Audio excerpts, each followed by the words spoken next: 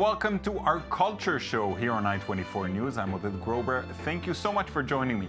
Today on our show, we'll have rappers Saz and Sagol 59 in the studio to talk about music and coexistence.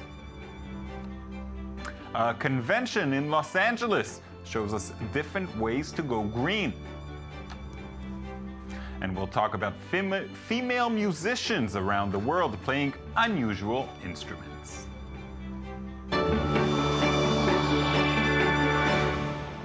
Saz is a Palestinian rapper, Sagol 59, a Jewish-Israeli one. Together, they will perform on September 21st at the Masterpiece concert in the Netherlands, promoting peace through music and art, among other things. Very happy to have Saz and Sagol here in the studio. Thanks for coming in today. Thank you. Thank you. So tell me a little bit about this upcoming concert. It's a concert organized by an organization called Masterpiece that resides in Holland.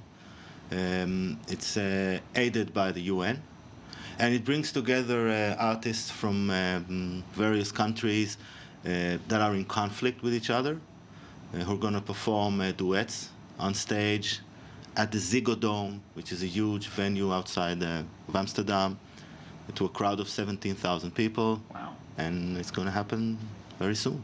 Very cool. How did this collaboration come about?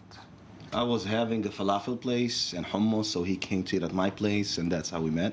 Okay. Of course not, I'm kidding. We have been friends before. We've been like musicians for like 15 years now, Abu Tomi? Something like that, yeah. 15 years.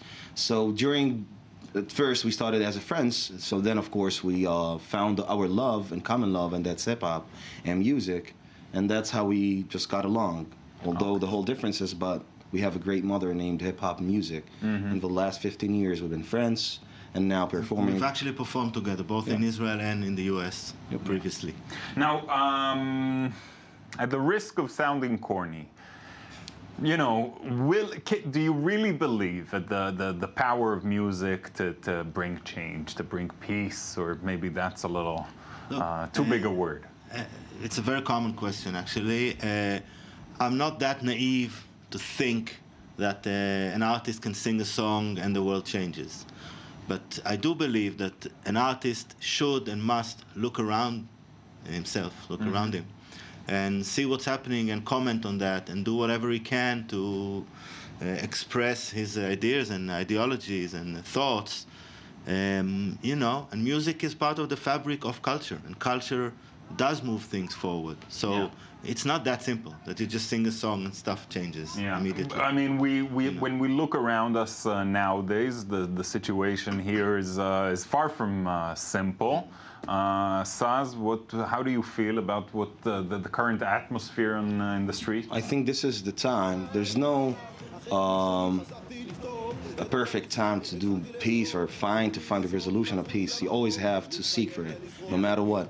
And nowadays, because kind of in this region we have this hopeless energy all around us, surrounding us, this is the time that we should seek for peace and resolution and solution, and not just waiting. Because we were born and raised over here, and we think, and we know that if you think that if you wait, it will come to you. You gotta go and get it. Yeah, you gotta be proactive. You've been doing it for a while. You see if it has any impact or not. What sort of impact have you seen before? I look on things at a very ground level and person-to-person basis, and I know that each time that an Israeli and a Palestinian, a Jew and a Muslim perform together, the people that see it live on stage or on television are influenced because they see that it's possible. Because we've been to places around the world that people don't even think that we can even talk or sit down at one table. Let alone perform and sing together. You know, not everyone is so well versed in the conflict and the situation. You know, so people seeing that, sometimes they're really shocked, surprised. And that's how I see it. Just on a now, originally, rap is a form of protest, of expressing rage, or correct me if you see it differently. I wonder if you guys. Yeah, go ahead. There's the party aspect, there's the having a good time aspect, there's also the political aspect. I think rap is a platform. It's just a platform for an individual to just express himself, whatever, you know. If you like to party, yeah, it could be rage, it could be happiness, it could be joy, and it could be just telling stories that you see in the street. You just tell it. Yeah. And we in Middle East, we have dozens of stories, thousands of stories to tell. You sing in Arabic and in Hebrew English. as well, And in English. How is that perceived? Thank God for the last 2 years I've been touring all around the world. Just came back from Berlin. We're heading now to Amsterdam. So for me, it's just as an international artist, when you sing in different languages, it's just people just getting like amazed that how it could be like you're so young and you know what I'm saying? Like you talk, because music is one language. Yeah. When you do it only in Hebrew and Arabic, that's for part of people that understand it. But you make it with English, it's international, and people should and listen to us. And the last 2 years, I'm just getting a lot of love all around the world. That's wonderful. Give us an opportunity to give you some love here in the studio as well. What are you gonna sing for us? We'll do a few verses from the stuff that we're probably gonna do in Amsterdam. Yeah. All right. Beatbox for you? So yeah, you beatbox and then I'll try to beat. I'll attempt to. The good thing, we don't have to have instruments. We have it in our mouths, so it goes like. Okay.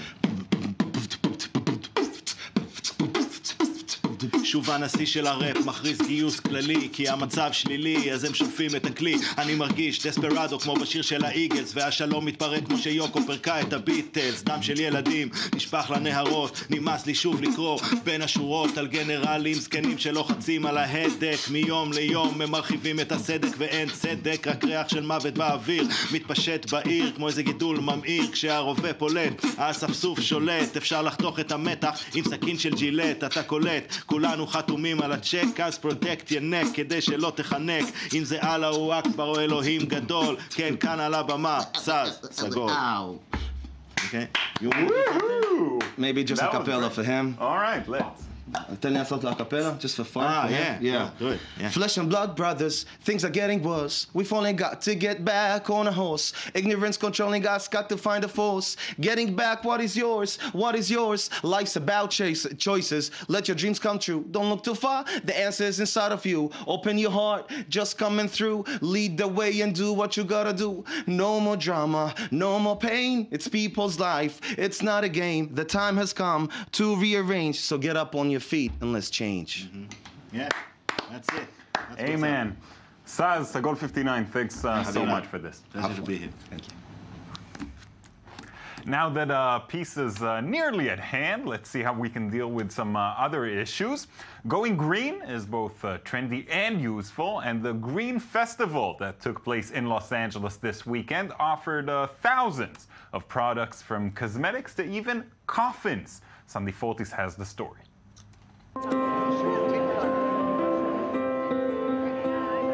Live green to live better, a slogan which in recent years is becoming increasingly popular. Every year that goes by, the numbers of green attitude supporters increases. And to rally even more people towards the cause, what is better than the Green Festival? After stops in New York and Washington, the Green Festival arrived in Los Angeles. 3 days with more than 200 exhibitors and thousands of green products. Food, clothes, and accessories, everything is green at the festival, but there's also space for quite surprising proposals.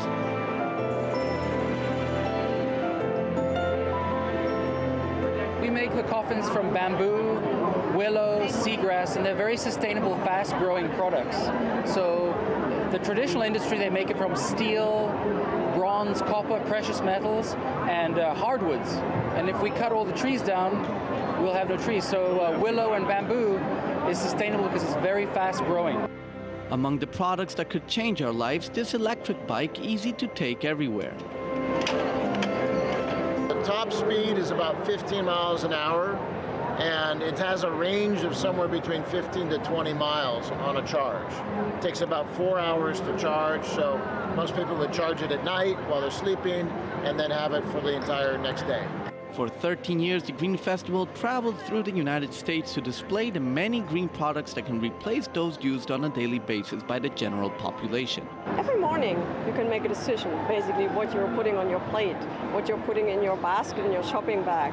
So it's a wonderful opportunity here at the Green Festival to see that there are so many products out there where you can play green, eat green, and live green.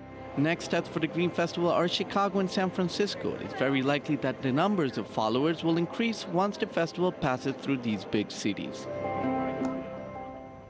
Save the planet, people. It's the only one we've got. In a moment, we'll hear about women musicians with some unique instruments. But first, here are a few cultural events from around the world. The work of Edward Hopper, the celebrated American painter known for using light as a form to express profound solitude and human alienation, is paired with the work of contemporary photographers who share an interest in elevating everyday subject matter by manipulating light. Among the photographers, Philip Lorca di Corsia, William Egglestone, and Stephen Shore, who record mundane subjects with emotional nostalgia and mystery, similar to that in Hopper's art. The exhibition will take place at the Whitney Museum of American Art until October the 19th. Late Turner, Painting Set Free, is the first exhibition devoted to the extraordinary work of Joseph Mallard William Turner. Created between 1835 and his death in 1851, the display brings together spectacular works from the UK and abroad and celebrates Turner's astonishing creative flowering in these later years when he produced many of the finest pictures but was also controversial and unjustly misunderstood. The show also brings together major series of works including a group of unusual square of pictures casting a light on Turner's innovative techniques. The exhibition will run until September the 25th. The Babylonian Jury Museum is inaugurating its new wing dedicated to contemporary art. The opening will take place on September the 17th. The first exhibition of this new section is Footprints by renowned artist Nessim Salayet. His work will be showcased for 4 months. Salayet was born in Baghdad and immigrated to Israel in 1951. He belongs to the senior generation of Israeli abstract artists. The exhibition will include paintings from his time in Iraq and also in Israel. And now, Daniel Campos, our world music expert, is in the studio already. Hi, Daniel. Welcome. Hello, Dad. How are you? I'm doing great. You have some truly one-of-a-kind stories for us today. Definitely, when it comes to the instrument and also the musician. The first person we're going to speak to about is Maman Barka from Niger, a musician whose goal was to prevent the disappearance of an instrument known as the biram, a very rare instrument, and he learned from the last master in 2002 before he died. So let's take a look at this instrument, see what we're talking about, and hear some more about it.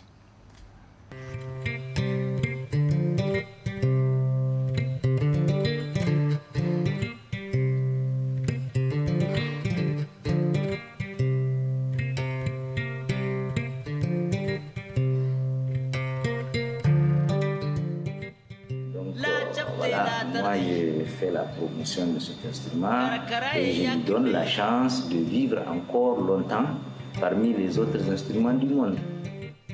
Haushironjin tunani ronjin lene bone karonja ronjin wani miya tanshe ronjin tanshe di karmu ronjin wayayo.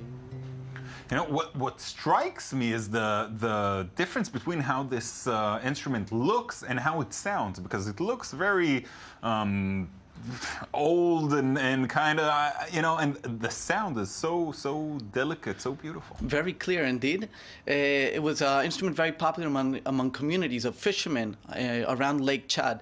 And like I said, I think it's beautiful that a person has such desire. And he's the only person playing this instrument in the world today. And his goal is to teach others and obviously prevent this from dying. Because just like animals who are fallen extinction, we also have many instruments which have disappeared. So, of course. So have you started taking lessons? The Because biram, I'm counting on you. I don't think we can find one in our region, at least. Good enough reason for you to make the trip. We also have the other instrument which I wanted to talk to you about today, and a musician who also is doing something amazing by challenging the stereotypes. It's an instrument which people consider it to be male only, the Rudra Veena. And this musician, Jyoti Hegde, she's the first woman to play this instrument. Let's take a look and you'll tell us more.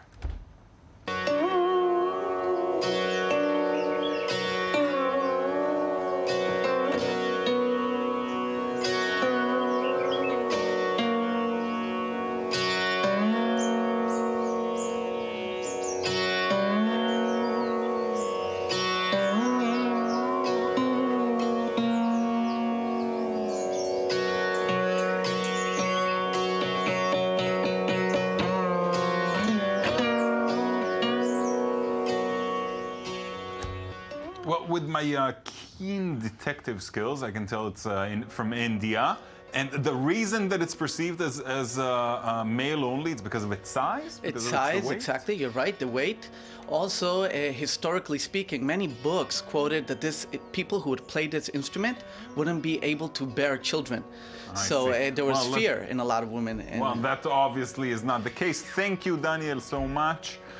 Thank you at home for joining us as well. Join us again tomorrow for another edition of Culture. Thank you.